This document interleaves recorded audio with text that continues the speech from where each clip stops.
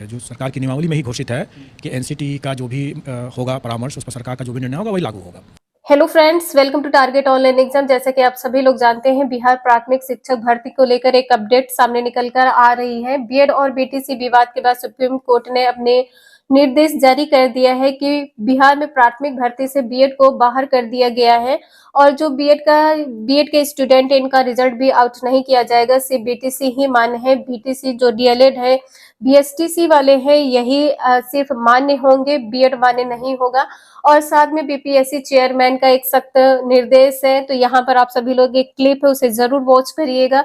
Fees वापसी को लेकर भी एक बहुत बड़ी बात की है कि किसी स्टूडेंट ने फीस वापसी की कोई भी बात नहीं की है और ना ही कोई भी रिटर्न में बच्चों ने कहा है।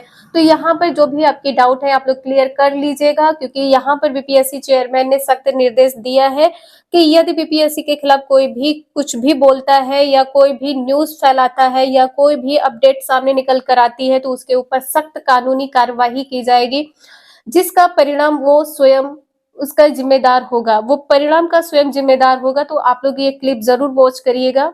कि हमारे जो प्रावधान थे वो पहले से दिए हुए थे, जो सरकार की नियमावली में ही घोषित है कि एनसीटी का जो भी होगा परामर्श, उस पर सरकार का जो भी निर्णय होगा वही लागू होगा।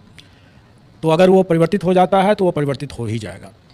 दूसरा कि माननीय सर्वोच्च न्यायालय का जो निर्णय है वो एक तरह से फोर्स मैज्योर कंडीशन है। फोर्स मैज्योर कंडीशन का ये है कि जो बाहरी कारणों से अगर जिस पर मेरा नियंत्रण नहीं है, अगर उन कारणों से अगर कोई स्थिति उत्पन्न होती है तो उसमें हमें वापस करने का कोई प्रश्न नहीं उठता। ये तो मैंने कानूनी बात बता दिया कि हमें वापस करने का कोई प्रश्न नहीं उठता। लेकिन मेरा दूसरा पॉइंट यह है कि किसी ने वापस के लिए पैसे की मांग भी तो नहीं किया, किसी ने पैसे वापस नहीं मांगा। और ये कहना कि हमें यह राशि वापस करने की ज़रूरत है, तो मैं तो ये कहूँगा कि अगर आप वापस मांग लेते, सरकार के लिए जितना पैसा सरकार इसमें लेती है फीस परीक्षा में, किसको क्या लगता है कि क्या उतने ही में इसका काम हो जाता है? बिल्कुल नहीं होता है।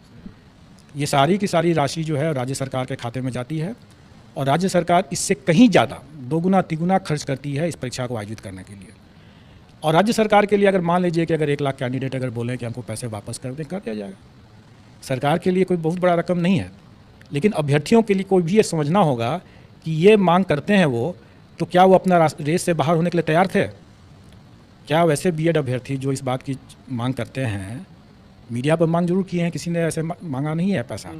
लेकिन अगर आप वो खुद भी सोचें, और मैं समझता हूँ कि उन्होंने खुद सोच ही लिया था और इसीलिए उन्होंने लिखित में मांग नहीं किया था कि अगर हम इस रेस से बाहर हो जाते हैं तो उनका सभी रास्ता बंद हो जाता है। फिर ऐसे तो रेस में है तो शायद कुछ संभावनाएं हैं। तो मैं समझता हूँ कि ये सिर्फ मीडिया के लिए उन लोगों ने ऐसी बातें किया और तरह तरह की अटकलबाजी करते रहते हैं, ये बहुत गलत है। और ऐसे चीज़ों को मैं आपको बता दूं कि ऐसे एक अभ्यर्थी के मामले में हम लोगों ने उससे कहा भी, हम लोगों ने देखा उसके इस तरह की मांग मीडिया पर आई, सरासर बीपीएससी को बदनाम करने की इस तरह की गलत सलत बात बोले। हम लोगों ने उसको नोटिस कर दिया और नोटिस में उसने रोते हुए उसने लिखित माफ़ीनामा दिया। तो मैं सब लोगों से ये बात कहना चाहूँगा कि एक आप ऐसी कोई बातें न करें जो बाद में जा कर के आपको नुकसान पहुँच जाए। मैंने पहले भी और हमारे आयोग ने भी इस बात को प्रकाशित किया हुआ है कि कोई अमर्यादित बातें कहते हैं, आप अभ्यर्थी हैं इसलिए कि आप राज्यकर्मी बनना चाहते हैं, और राज्यकर्मी की गरिमाओं और मर्यादाओं का अगर आप उल्लंघन करते हैं तो हम ऐसे अभ्यर्थियों की अनुशंसा कतई नहीं करेंगे। और आजकल आप लोगों ने देख ही लिया कि फेशियल रिकॉग्निशन का ज़माना है। फेशियल रिकॉग्निशन से हम लोगों ने कई लोगों को चिन्हित किया है। हमारे लिए बहुत आसान है कि जो मीडिया पर जो लोग आकर के गलत सलत बात बोल के चले जाते हैं, वो समझ कर रहे हैं कि सब पर नज़र है। और हमारे सिस्टम के हिसाब से, जैसे मैंने बताया कि एक अभ्यर्थी को हमने नोटिस भी दिया और उसने माफ़ी भी मांगा है, सबको कर सकते हैं, सबको कर सकते हैं। जिनकी जो भी मेरिट लिस्ट में अगर आ जाते हैं, अगर हम उन पर पकड़ करके हम उनको उनके उस कारण पीछा करके उनको लिस्ट से बाहर कर सकते हैं। इसलिए उनको संभल करके बात करनी चाहिए।